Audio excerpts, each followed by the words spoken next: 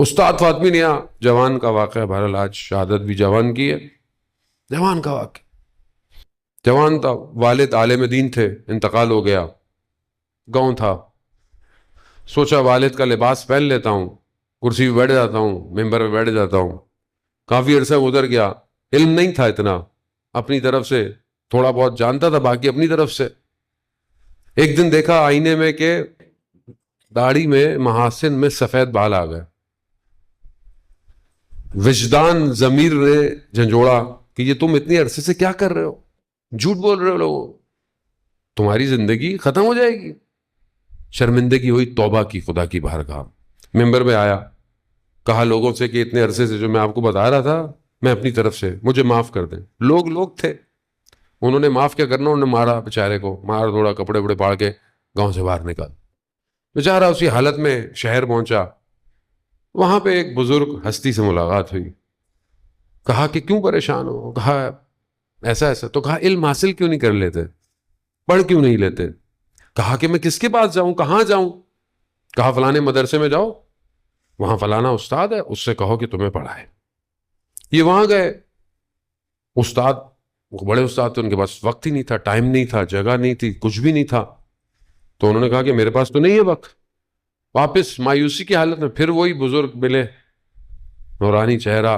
کہا کیا ہوا؟ کہا ٹائم نہیں. کہا ان سے کہو کہ فلانے نماز سے پہلے آپ کے پاس وقت ہے، اور فلانا حجرہ اس کی چابی کہ وہ خالی ہوتا ہے. اس کے بعد گیا، اس کو بتایا تو انہوں نے کہا ہاں ایسا تو ہے، حجرہ بھی ہے، ٹائم بھی ہے. پڑھانا شروع کیا. ایک دن درس پہ گئے، کہا کتاب نہیں مل رہی ہے، کھو گئی ہے کہیں، آج درس نہیں ہوگا. جانے لگے، پھر وہ عالم، وہ بزرگ شخصیت مل گئی. تو ان سے پوچھا، کہا کہ وہ کتاب. کہا ان سے کہو کہ کل جو مہمان آئے تھے انہوں نے کتاب اٹھا کے کتابوں کے ریک میں فلانی جگہ رکھ دی ہے. جب انہوں نے جا کر استاد کو یہ بتایا، استاد بھی استاد تھے. کہا کہ یہ کون ہے جو میرے اوقات سے بھی واقف ہے، حجروں سے بھی واقف ہے، کتابوں سے بھی واقف ہے؟ کہا یہ کوئی اور نہیں ہو سکتا، یہ وقت کا امام ہے، وقت کا امام. اب امام جسے چاہے، امام کا تصرف ہے. امام اگر نہ چاہیں ان کو کوئی نہیں پہچان سکتا. آپ کی زندگی میں بھی ہو سکتا ہے آپ کی امام سے ملاقات ہوئی ہو، آپ کو خود نہیں پتا ہوگا، لیکن جب تک امام نہ چاہیں امام کو کوئی نہیں پہچان سکتا. اکثر جو ملاقاتیں، کتابیں، معتبر کتابیں، تو میں ظاہر ہے، میں بعض لوگ کہتے ہیں کہ معتبر کتابیں، استاد فاطمی نے کہا، اس آیت اللہ شمس الدین نے بھی اس کو بیان کیا، بہت معتبر کتابوں سے پڑھا کریں. ایسے نہیں پڑھیں گے ایسی کتابیں ایسی ہوں نا. اکثر ملاقاتیں ایسی ہیں کہ جب وہ چلے گئے تو لوگوں کو احساس ہوا کہ یہ امام تھے. ہر کسی کو نہیں اس قابل ہوتا. آیت اللہ قاضی طباطبائی کے ایک شاگرد تھے، ہم بہت بڑے شاگرد تھے. انہوں نے اپنے استاد سے وظیفہ مانگا تھا کہ میں امام کی زیارت کروں، اور وظیفے کو مسجد سہلہ میں کیا، لیکن جیسے ہی امام کا نور آیا وہاں سے امام کے آگے ہاتھ چھوڑ دیے. انہوں نے کہا مولا میں ظرفیت نہیں رکھتا کہ آپ کو دیکھ پاؤں، آسان نہیں ہے یہ. خلاصہ انہوں نے کیا کیا کہ شاگرد کو کہا کہ جب اب تمہاری ان سے ملاقات ہو تو ان کو میرا سلام دینا، اور ان سے کہنا کبھی ہمیں بھی زیارت کروا دے.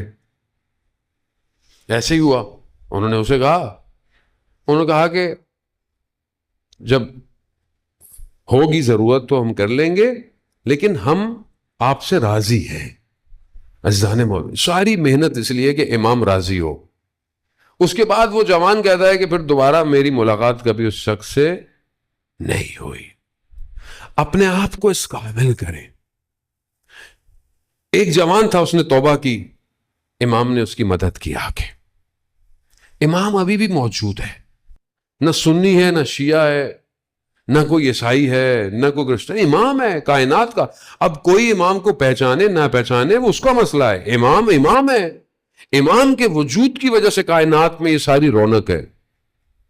وہ الگ بات ہے کہ سب کے مذاہب، فرقوں کے اندر چیزیں تھوڑی تھوڑی مختلف ہیں، لیکن شخص ایک ہی ہے، موعود ایک ہی ہے، جس کا وعدہ کیا گیا ایک ہی شخص ہے. اصل کربلا کا وارث بھی وہی ہے.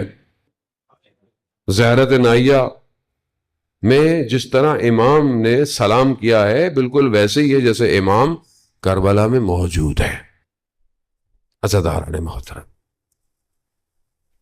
بہت دن آپ آئے، عزاداری کی، گریہ کیا، بی بی آپ سے راضی ہیں۔ حق یہ ہے کہ ہم حق ادا نہیں کر سکتے۔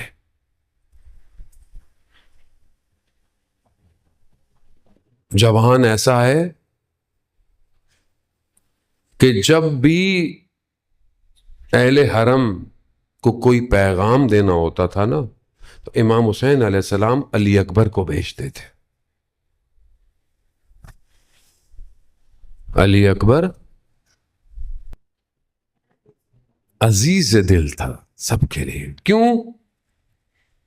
کیونکہ جب جا رہے تھے نا تو امام حسین علیہ السلام کے جملے ہیں، کہا پروردگار میں گواہ رہنا، میں ایسے کو بھیج رہا ہوں جو اپنے کردار میں، اپنی گفتار میں، اپنی خلقت میں شبیہ پیغمبر ہے، شبیہ پیغمبر ہے۔